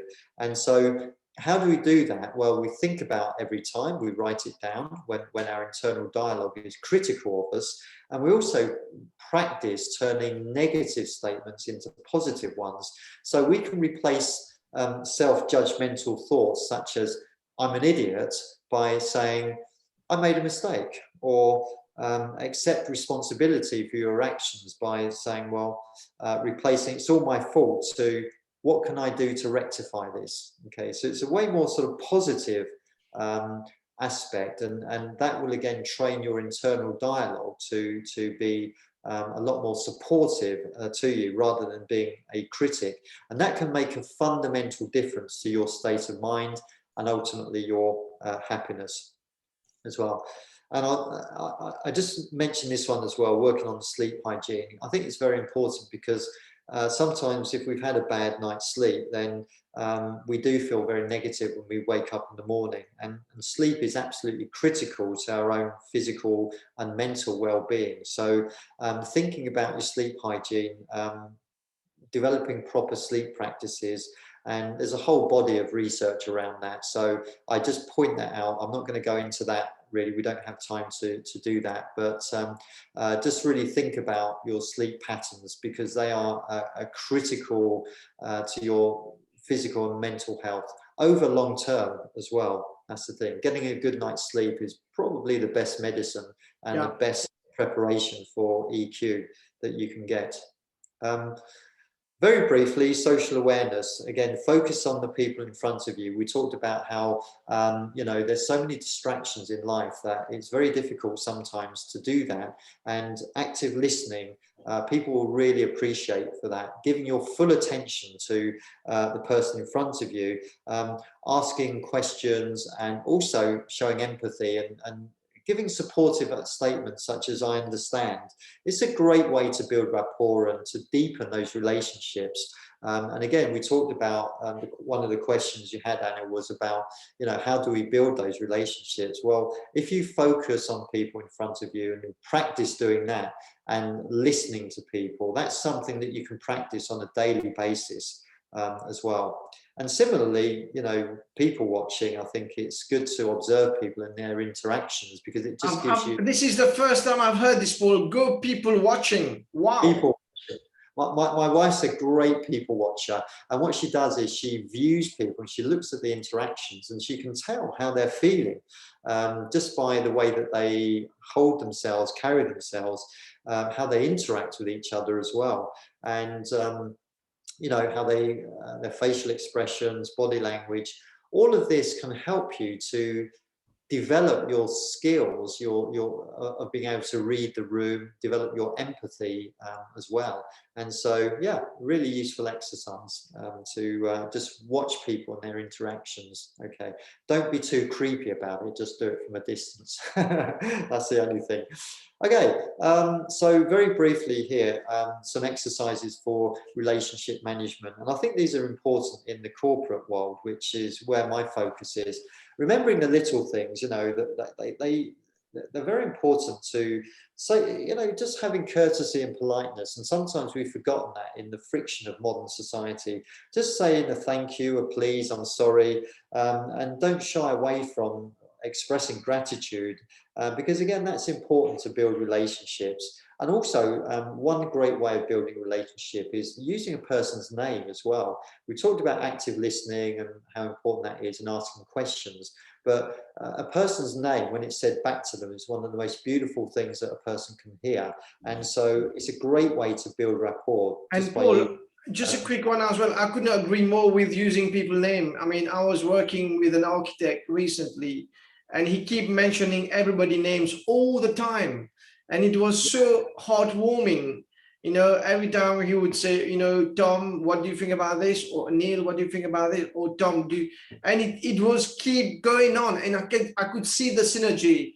I could see people being receptive, to the architect. So I think you've just hit it on the nail when you mentioned people's name numerous times, Paul, which I'm already doing right now to you. It's really something maybe the audience can capture, right? Absolutely, and it's people love it, and it will. You mentioned heartwarming. It will warm them to you by using the name. Absolutely, yeah. Great way of building rapport. Explain your decisions as well. Don't just make them. I think this is a big one, especially in the corporate world, because it's not just about making a decision and expecting people to run with it. It's about a true leader will explain why they've made the decision. And this is particularly relevant, for example, when the decision involves a major change. And that's why people that are agile are good at this. They can explain decisions, because people won't just accept things. They need to hear what the options were and why a particular option was chosen and how it will affect them as well. And this is really an element of process fairness. And so when you do this, you have to ask yourself the question before you make a decision: how will my decision impact others? And you've got to be able to explain how it does and why you've made that decision, and that will influence the level of engagement that you get from people. It's about persuading them to buy into a decision. How do you do that? By explaining it and the reasons behind it. Okay, so a very important one is a strong attribute for a leader is to explain your decisions. Forgiving someone. I just like this because I think when we fail to forgive people, we build this resentment and this sometimes even hatred around. And again, past events, we cannot change them, but what we can do is we can change our response to them. And so sometimes if somebody has hurt you, forgive them. It's liberating. And it could be a family member, it could be somebody, maybe a school bully or something like that. Time's moved on. Time is a great healer, and by failing to forgive them, you repeat the hurt time and time again. So forgiving someone is liberating you far more than it is liberating them, because it just means that you've now freed yourself from feeling resentment, guilt, hatred, whatever those negative emotions are.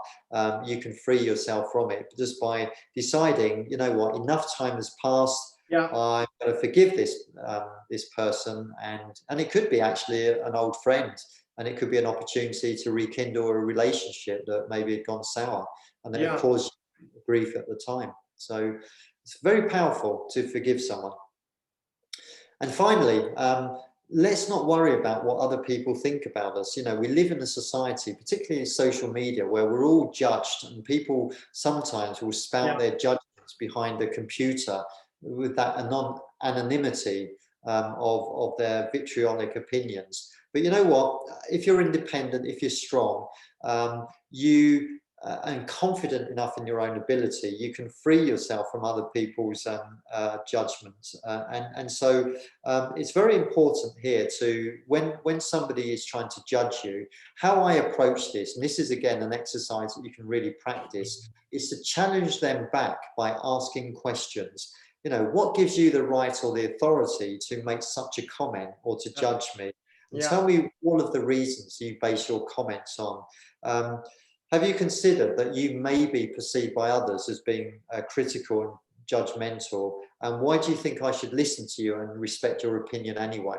These are challenging questions that an assertive person can respond to when somebody is trying to cut them down.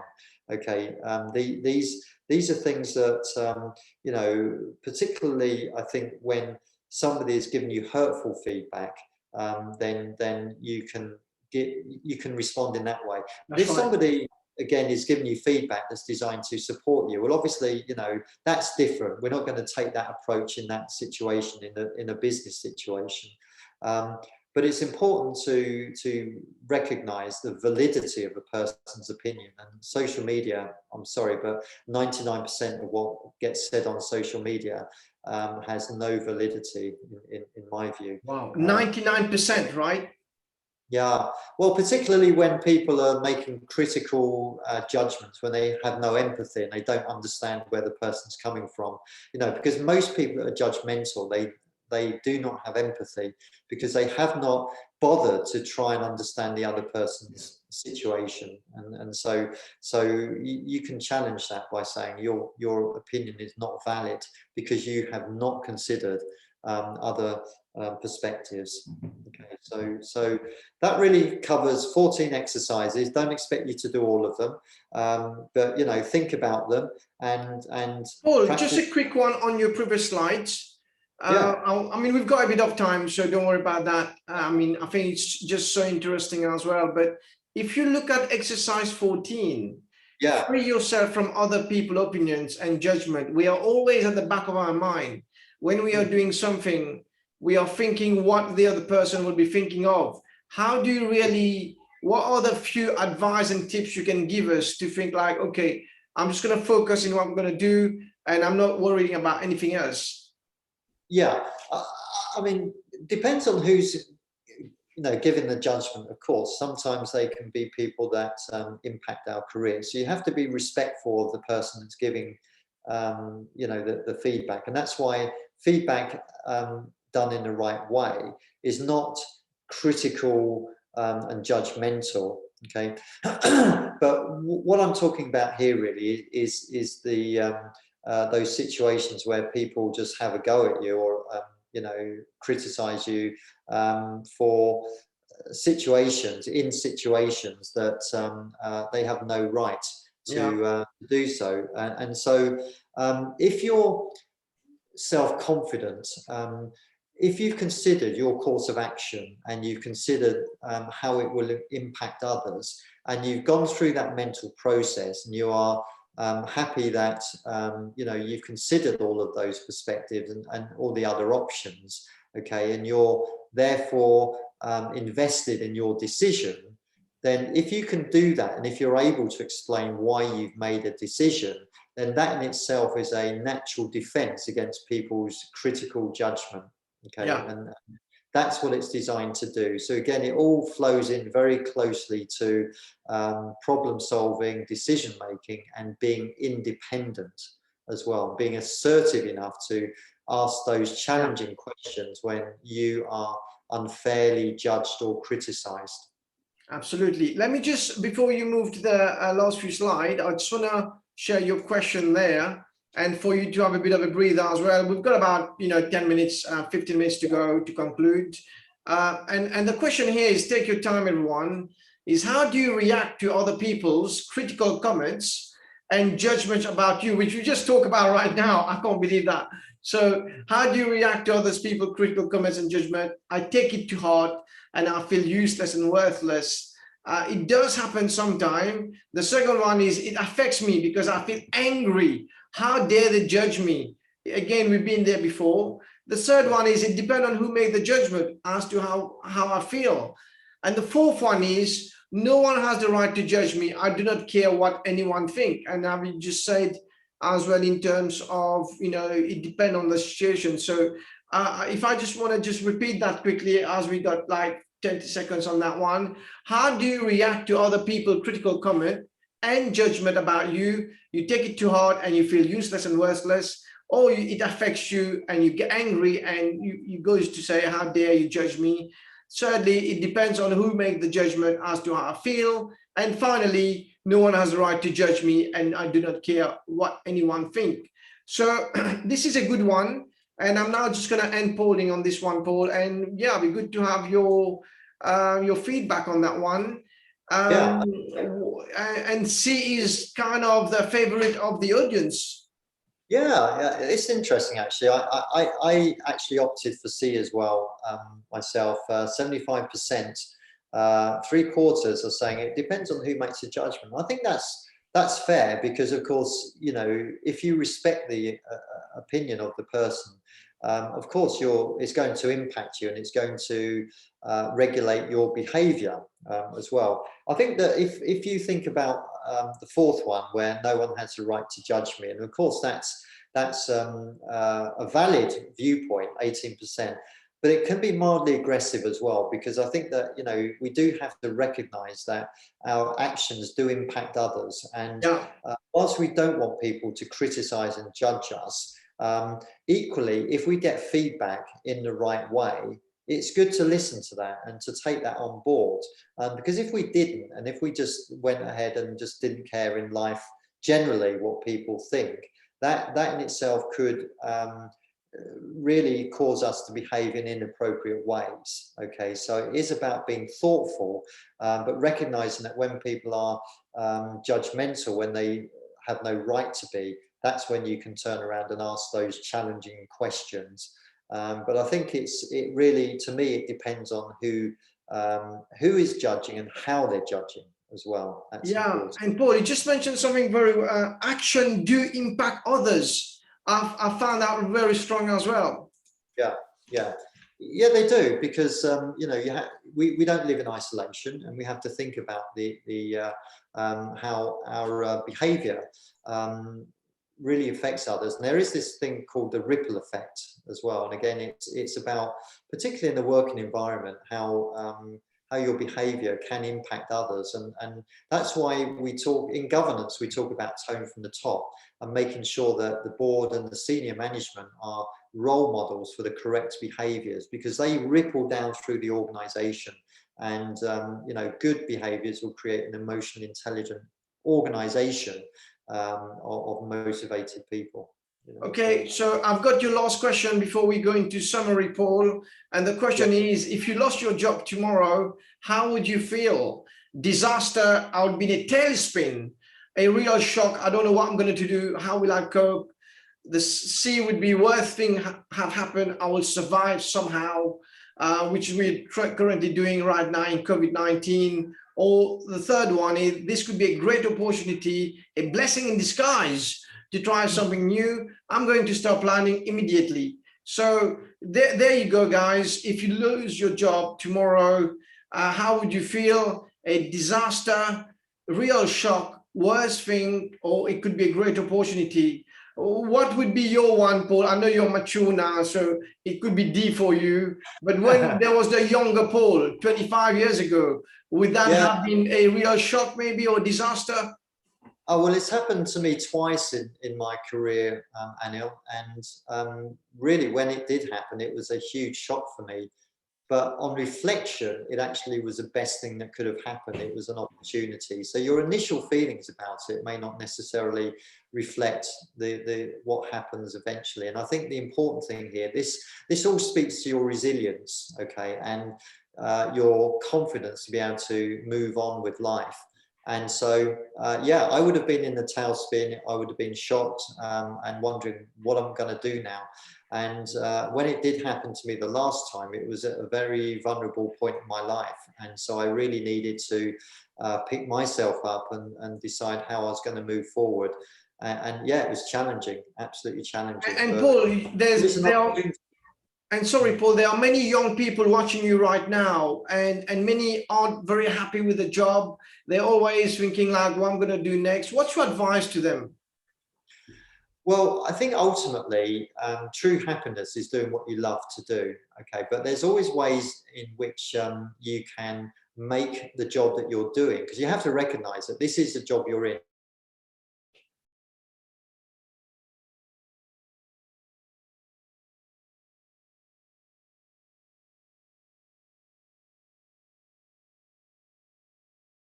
Okay, so I just don't know what's happened here.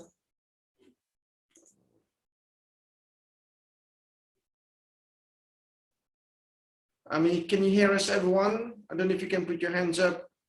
I think we've got cut off.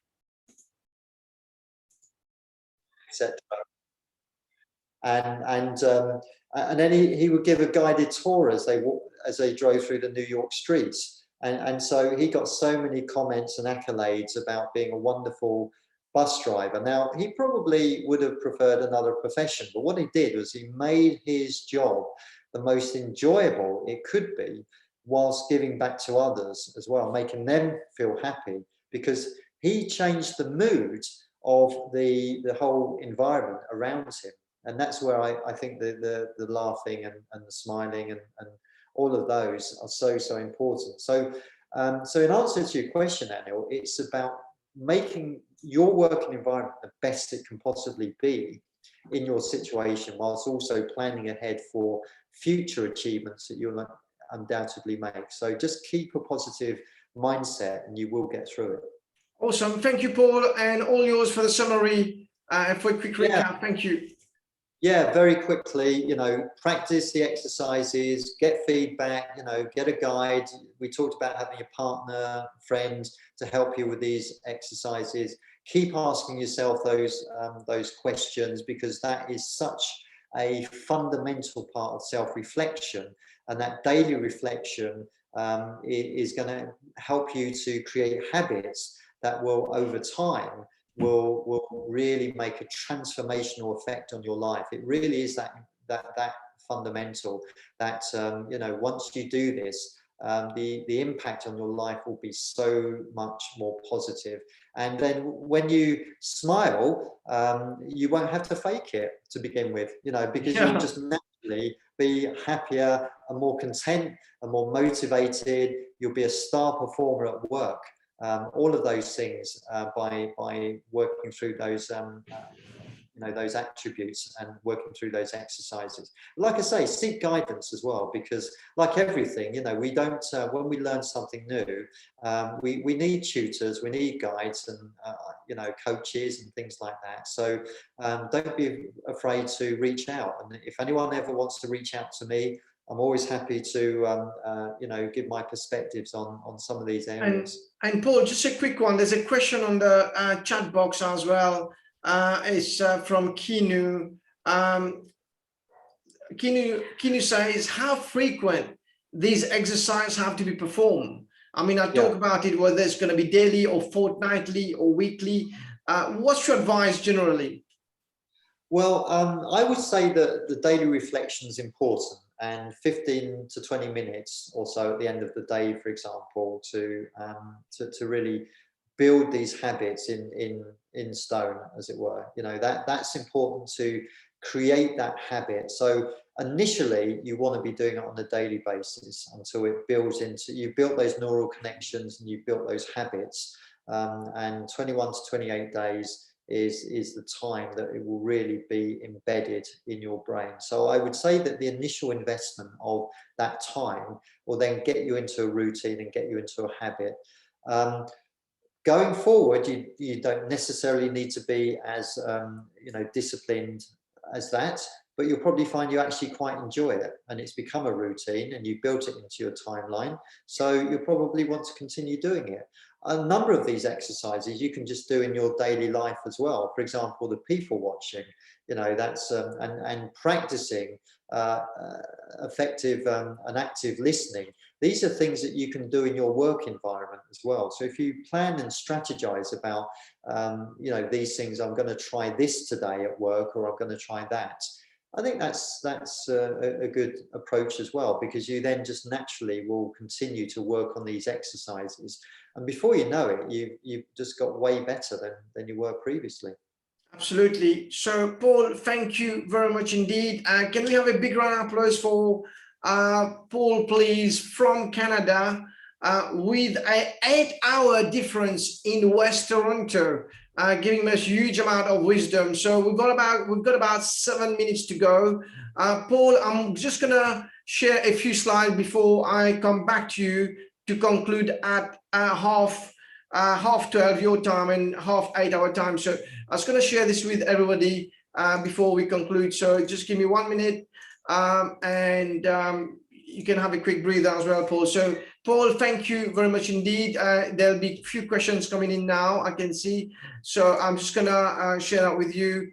So we've done the quick survey, and here, Paul, what I wanted to share with everyone is the emotions, and you talked about how emotions can really hit us hard.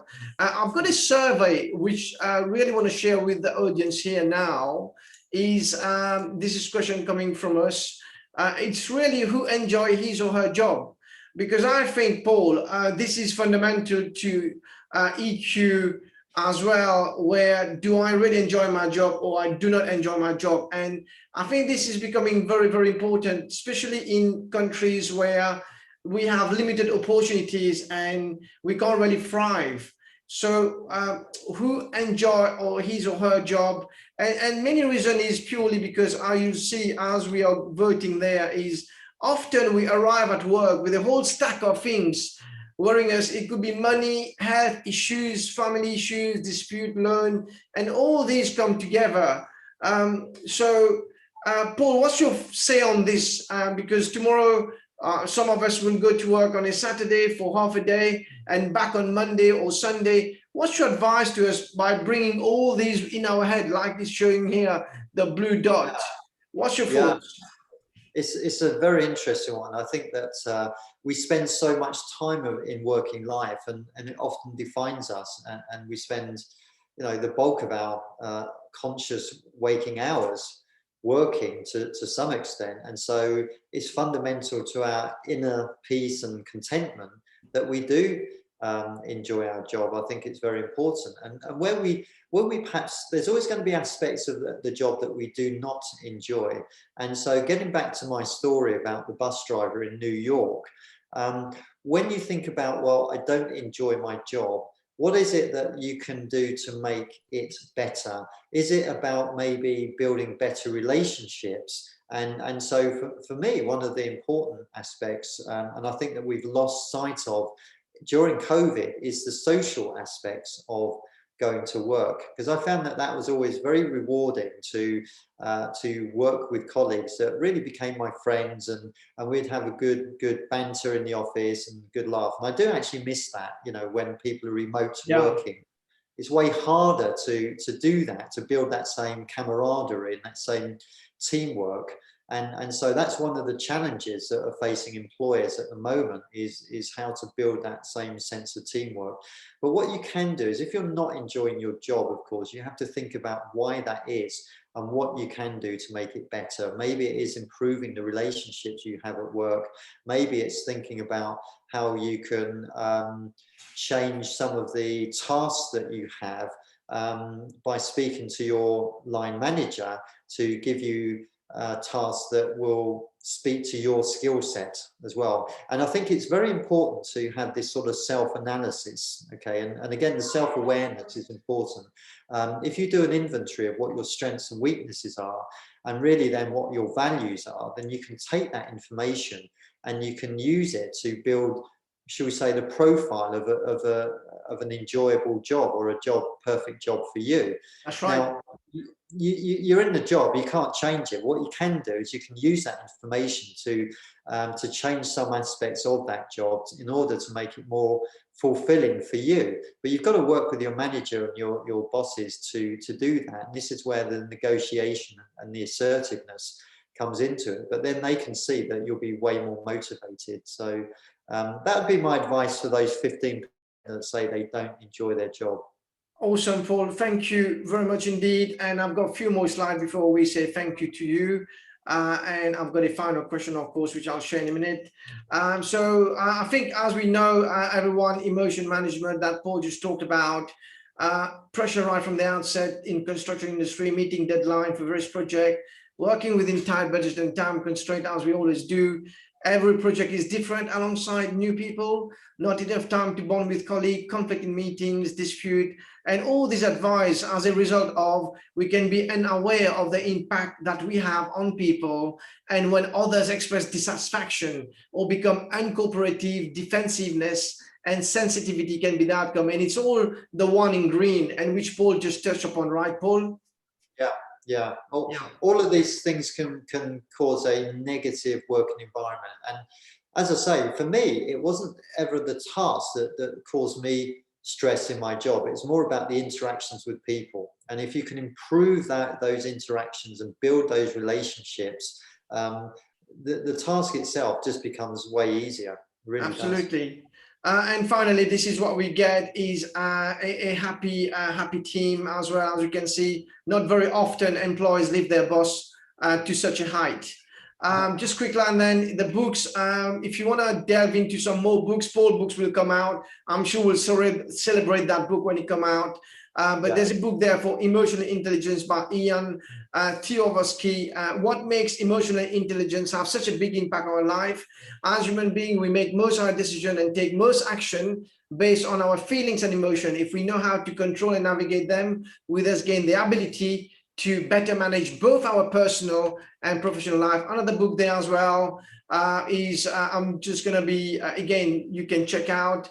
But finally on this one, is it talks about when you crack that nut, you're well positioned to manage a range of social position. So further reading, this is Paul books, which is fantastic. I actually bought the books, Paul, all the thrillers there. So I've got them, I have to read them properly. I've read only one, but it's great reading. Reading. Yes. So I want to share this before we conclude, everyone. And this is from Tom Daley. I'm sure Paul knows, but this guy was 13 years old when he started at Olympic, and 13 years on, he's managed to get 1 gold medal. And this photo says everything. And what Tom Daley gold medal alongside Matty Lee represent is the culmination of an extraordinary journey, which started all the way back in 2008 in Beijing, where he completed at 13 years old. But he's far from being just a sporting story and provide inspiration for many people. So I'm just going to share a video really to conclude. This young gentleman at the age of 13, he's tried until he got the gold medal a few days ago. So as we conclude, I just want to share this video with you. Again, please let me know if you can share this, hear the sound, and if you can just give me a hands up as we share this. So just making sure, and then off we go. Growing up in the spotlight, he became Team GB's great diving potential. 4 Olympics, 2 bronze medals, the real prize always just out of reach, until now.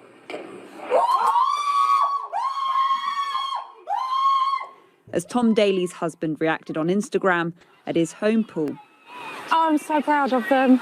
The win they've all been waiting for. Is it quite emotional watching that? It really is, yeah. When you know the people and you've seen them and you've watched how hard they work and how hard they train, 6 days a week, twice a day, they're just, you know, in the water on dry land, and for them to have pulled it all together and got to this point is just incredible. And for the next generation, the impenetrable Chinese hold on gold has been broken by one of their own. It gives you a lot of motivation that when you see it in front of you, it doesn't seem that far away. No. That I could do this when I'm older. They train at this pool and sometimes we train together, and it's really inspiring just to see them, how hard they train, and see all their work pay off. And Tom Daley has made his name outside the pool too. After coming out in 2013, he became a prominent voice in the LGBT+ community. I met someone and it made me feel so happy, so safe. Well, that someone is a guy. He married Oscar-winning writer Dustin Lance Black and became a father 3 years ago. So to speak. Oh, that's to get emotional there. Oh, I like that one. Yeah. It's nice. There is, of course, another half to this diving pair too. 23-year-old Matty Lee, who was at his first ever Olympics. But you probably never thought in a million years that he would be diving with Tom Daley. So to actually dive with Tom and get a gold medal at Olympics is probably beyond his dream, really. Still can't believe this. Their stories are very different, but today a new champion and an old Olympian made British history. And the teenager we watched growing up, coming so close so many times, finally became an Olympic champion. Ali Fortescue, Sky News. So what a great story there, guys. And before we conclude on that one, and before I give Paul the last word on Tom Daley as well, I just want to do a quick final survey, and this one will go out to everyone. And I think it'd be great to have your feedback on, based on the presentation today, would you like to build your EQ muscle? I would definitely certainly do that because I think there's so much benefit. And one example is, of course, Tom Daley. I mean, so many emotions for over 13 years. And sometimes we rush into because we can't wait for 13 days or 13 months. let alone 13 years. But this is what it shows you, this young gentleman, that with 13 years of sacrifice, being one of the top elite in UK, got a goal after 13 years. So already most of you are voting right now. Quickly, your thoughts on Tom Daley, Paul, before we conclude. Yeah, I mean, being a Brit, of course, I was immensely proud when anyone gets a gold medal, but I think particularly for Tom Daley, because of the journey that he went through, and something actually that wasn't really featured in the Sky News reporting there, was that he also lost his father at a relatively young age, and so much of what he's doing is because his father was a strong coach and a guide and mentor for him as well. And obviously you can imagine the grief yet he remained focused and never gave up on the goal. And I think this is a huge example of motivation and focus. And they say that Olympic athletes, they really make the best people in the workplace, in business, because of that focus and that dedication. And I think Tom Daley is just a true inspiration to anyone that, you know, you keep going, you will achieve your goal. And yeah, I mean, it was just such a fantastic outpouring of accolades for him in Britain and around the world. Amazing. Okay, Paul, 90% says, 95% says they want to build their EQ muscle. Of course, we've got 5% who are not very interested. Maybe they are hungry. It's Mauritius time, so I bet, you know, dinner's ready. But 95%. So can we have a big round of applause, everyone, for Paul there, which I believe has done a fantastic job from Canada, and I'm sure we'll welcome Paul more. So please, if you can just put a round of applause, Paul, for that before I finally finish off. So thank you, Paul. Just on the final slide, so I just want to share, so just making sure I've got that, just making sure. Can you see my screen, Paul? Yes, I can. Yeah. So just finally, just to say thank you to you before we conclude on that one. So thank you, Paul. And of course, so from the bottom of our heart and on behalf of all participants today, endless thanks for your invaluable time and giving back. Take care, everyone. Be safe. And I just want to have a quick final word from Paul. Paul, so your final advice to all of us. You've seen the video of Tom. You've done an extraordinary, a fantastic presentation to all of us today. Your final advice to us in terms of emotional intelligence before we conclude. But one thing you picked up, which you keep saying it, about writing journals every day. Keep writing about it. I've noticed that you mentioned that, and that's why today maybe you've written 4 books, because you have records of everything over the years. So please, could you just give us a bit more importance of why we need to keep writing every day? One, to build our confidence, to be able to communicate better, but also maybe to start writing things like little books. Yeah. I think there's a, for me, it's a sense of therapy as well. And when you write something down, it does, as I mentioned before, it lessens the intensity of the emotion. But just the mere act of writing it down allows you to almost step outside and view things from a more analytical angle. And also the writing down, it's a good journal because it enables you to really see the progress that you're making as well. And I think that's important when you're assessing your progress. How are you going to motivate yourself? By actually seeing that you've made tangible progress. And by writing things down and journaling, that in itself enables you to do it. But what it also does is it helps you to hold yourself accountable as well. And the other thing I would say is, quite apart from, you know, the writing it down and practicing, but just also having that that guide as well, and just that sounding board, and someone that can help you and sometimes hold you accountable. And that's what coaches do, and that's what I do with my the people I coach. I hold them accountable, and I do challenge them, but I force them to go down that route. And so when people are struggling with their motivation and so on, sometimes it's helpful to have a coach there to guide them and keep them you know, accountable and keep working and focused towards their goals. Because we as coaches, we have your back. and we'll make sure you get to those goals. And so, you know, I'm on my website I have a EQ self-assessment, and you'll probably share the I will be sharing that. Oh, yeah, I'll be sharing that. Yeah. And it's useful just to do that because it will give you a perspective on where you are at the moment. It's just 30 questions that sort of really help you to see where you currently are. And it's a good starting point before you do the exercises, because you can see the areas that you also need to focus on as well. So I'd certainly recommend that. And like I say, if anyone is looking for further guidance, I'm certainly happy to share some perspective around that. Okay, Paul, thank you very much indeed. Can we have a big round of applause, everyone? Keanu says, Paul, you arouse our emotion and we are grateful to you. So Keanu's taking that to the next level.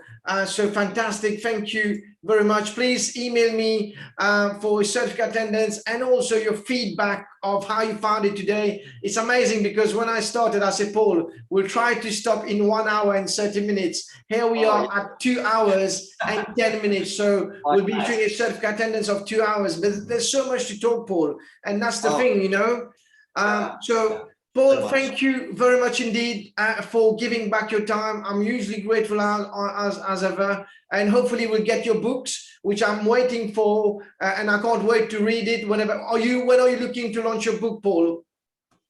Yeah, so I'm actually writing something which is not as terribly as exciting as the thrillers, but it's a non-fiction book this time, and this is EQ, emotional intelligence for the governance professional. My background, of course, as I mentioned at the start, is in governance and that evolving role of corporate secretaries, how they have to have a high degree of emotional intelligence. So I've used a number of case studies that they are applicable across any industry. I mean, I'm focused more on the governance professional because of my background, but you know, these EQ skills are across any industry, any organization, any country, any culture. And when is the book likely to be out, Paul?